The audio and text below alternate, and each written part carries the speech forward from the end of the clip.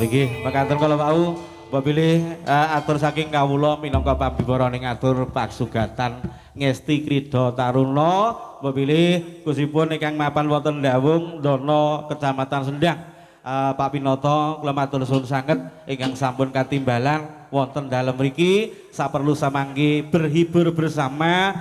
menika kalian kanca-kanca kusipun dalu punika ingkang badhe ngaturaken sendratari joki-joki putra kalian joki putri mbok bilih menika wonten para sesepuh dalasan aji sepuh sampun siaga menika sesarengan kalian kanca YouTuber Bolo Ngopi matur gunging panuwun lan ugi kanca pedagang kaki lima sedaya pinaringan sehat daganganipun lancar laris manis kanca YouTuber tulung agung tansah sehat ugi matur sembah nuwun semoga apabila sampun siaga sawika ganti kita pirsani sesarengan menggahipun putra putri saking panjenenganipun Bapak Widi Kristanto sesarengan ngesti krida taruna nuwun.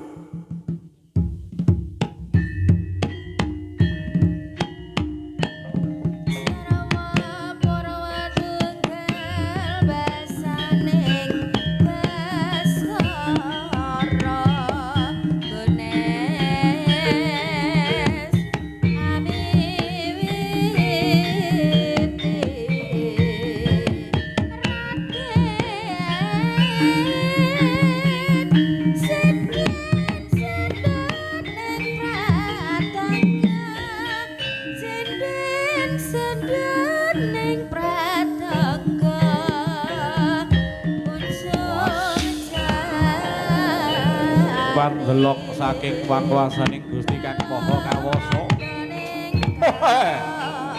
lumantar saking kuku sing dawa kang kemulun ingkang angganda aroman ya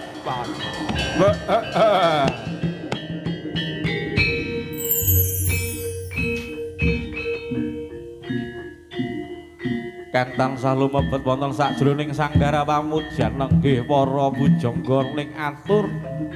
ngesti krida taruna yen dumadi wonten ngarsanipun Gusti Kang Maha Agung nyingkrihake sakabehing bela pependho kang bandhe kanggo gawe man